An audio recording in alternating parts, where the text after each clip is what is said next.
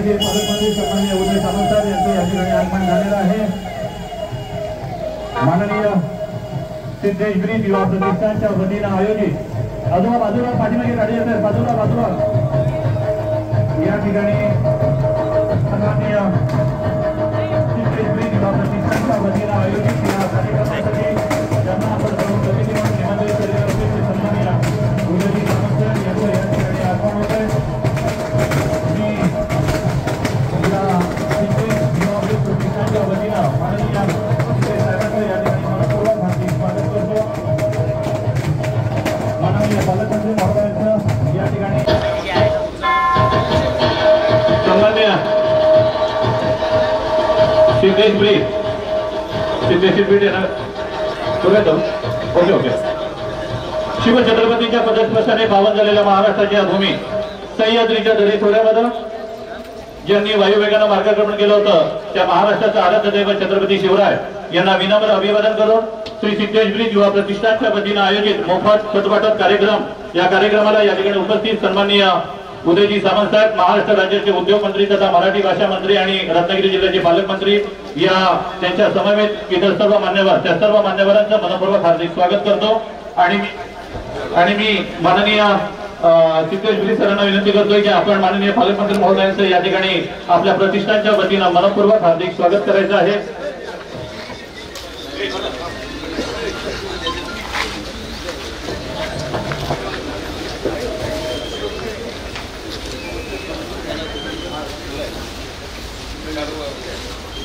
माननीय सिद्धेश ब्रिज यांच्या शुभ हस्ते या ठिकाणी पालकमंत्री महोदयांना शाल अर्पण करण्यात येते आणि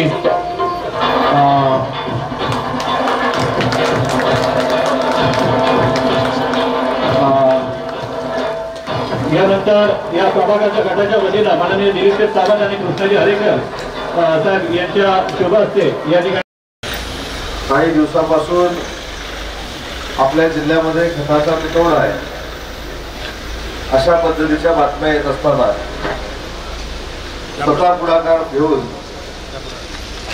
जे शेतकरी आपल्या शेतीमध्ये प्रामाणिकपणाने शेती करतायत त्यांना खत पुरवण्याचं काम माननीय सिद्धेश आणि त्यांच्या प्रतिष्ठानमार्फत होत आहे म्हणून त्याचं मनापासून मी आपल्या सगळ्यांच्या वतीने कौतुक करतो।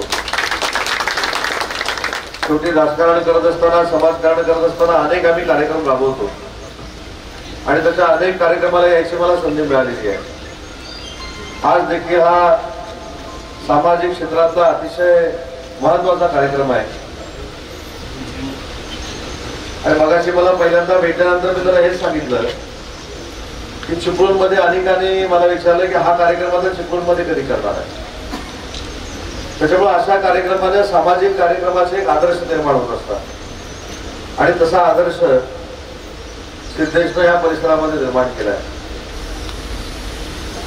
गणेश चतुर्थीच्या वेळी मुंबईकरांना सोयी सुविधा द्यायचा विषय असेल, ग्रामीण भागातल्या बैलगाडीच्या स्पर्धा असतील, अनेक समाज उपयोगी कार्यक्रम सिद्धेश ब्रिजच्या माध्यमातून या परिसरामध्ये होत आहेत आणि त्याला मी पहिल्या कार्यक्रमाला सांगितलं, या कार्यक्रमाच्या निमित्तानं मी सांगत नाही पण ज्यावेळी मी कार्यालयाच्या उद्घाटनाला आलो त्यावेळी मी त्याला सांगितलेलं आहे की चांगल्या कामामध्ये उदय सामंत 100% तुझ्यासोबत आहे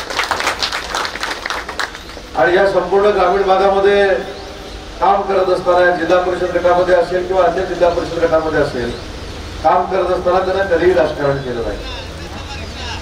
अनेक वेळा असं असतं की आपल्या हाताच्या रेषा उलट्या असतात, त्यांच्यासाठी आपण काम करतो ते कधी ना कधी आपल्याला सोडून निघून जातात, पण त्याचा विचार करत बसण्यापेक्षा अतिशय चांगल्या पद्धतीची संघटना उभी करत असताना स्वतःचं सामाजिक काम देखील या परिसरामध्ये उभं राहिलं पाहिजे हा प्रामाणिकपणाचा प्रयत्न सिद्धूच्या माध्यमातून होतोय आणि खरोखरच तरुण कार्यकर्त्यांनी देखील हा आदर्श घेतला पाहिजे की सामाजिक काम करत असताना मी त्याच्या सांस्कृतिक कार्यक्रमाला देखील अनेक वेळा या परिसरामध्ये आलोय।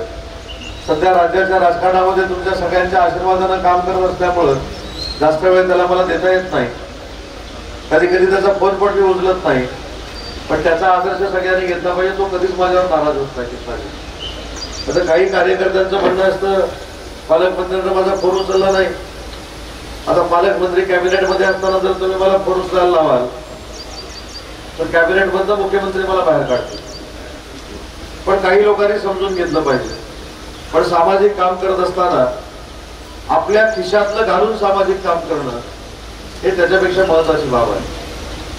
राजकारणाकडे असं बघितलं जातं की ह्याच्या खिशातलं काढायचं, त्याच्या खिशात घालायचं, त्याच्या खिशातलं काढायचं, दुसऱ्याच्या खिशात घालायचं, अशा पद्धतीचे राजकारणी असतात असं काही लोक मत मांडतात. पण या कार्यक्रमात तुमच्या लक्षात आलं असेल की जे आपण कमवतो त्यातलं थोडं आपलं आहे, पण बाकी सगळं जनतेचं आहे असं समजून सिद्धेश काम करतोय. त्याबद्दल त्याचं मनपूर्वक मी अभिनंदन करतो. पाऊस बऱ्यापैकी चांगला पडतोय, शेतीच्या दृष्टीनं पाऊस चांगला आहे. असाच पाऊस चांगल्या पद्धतीनं पडावा ही ईश्वराकडे प्रार्थना करतो. शेतकऱ्यांना देखील चांगले दिवस यावेत ही देखील विनंती करतो. माझ्या महिला भगिनी इथं आलेल्या आहेत. मुख्यमंत्री माझी लाडकी बहीण योजना कधीही बंद होणार नाही याची देखील तुम्हाला हमी देतो. मागच्या महिन्याचे पैसे जमा झाले का? मागच्या महिन्याचे पैसे नक्की जमा झाले 100%. तुम्ही अजिबात चिंता करू नका. कोणी कितीही सांगितलं ही आम्ही योजना बंद करणार आहे तरी आम्ही ही योजना बंद करणार नाही. ही माझ्या महिला भगिनींसाठी असलेली योजना आहे, त्यांना स्वतःच्या पायावर उभं करण्यासाठी केलेली योजना आहे. त्याच्यामुळे ही योजना आम्ही कधीही बंद करणार नाही. पण सिद्धेशला अजून एक सूचना करतो की पुढच्या महिन्यामध्ये दुसरी रेल्वे ज्येष्ठ लोकांची आपण अयोध्येमध्ये पाठवतोय. तर या परिसरातल्या किमान 100 वयस्क लोकांना, ज्येष्ठ नागरिकांना याचा लाभ मिळवून देण्यासाठी सिद्धेशनं प्रयत्न करावे, ती यादी तयार करावी आणि त्या 100 लोकांना अयोध्येला येऊन प्रभू रामचंद्राचं दर्शन घडवून आणावं ही सूचना करतो. अतिशय चांगल्या कार्यक्रमाला उपस्थित राहण्याची संधी मला मिळाली त्याबद्दल सिद्धेश मनपूर्वक कौतुक करत असताना त्याला धन्यवाद देखील देतो आणि माझं मनोगत संपवतो. जय हिंद, जय महाराष्ट्र. अधिकृत उद्घाटन करायचं आहे. यानंतर ज्या ज्या व्यक्ती आहेत मी त्यांचे नाव वाचतो, त्यांनी पटकन पुढे यायचे. सुप्रिया उपटे, रंजना नवेले, साक्षी येलोंडे, गोपाळ सुरे, नंदिनी दुधाम. एक त्यांना पुढे येऊन रांगेत उभे राहा. सुप्रिया उपटे, रंजना नवेले, साक्षी येलोंडे, गोपाळ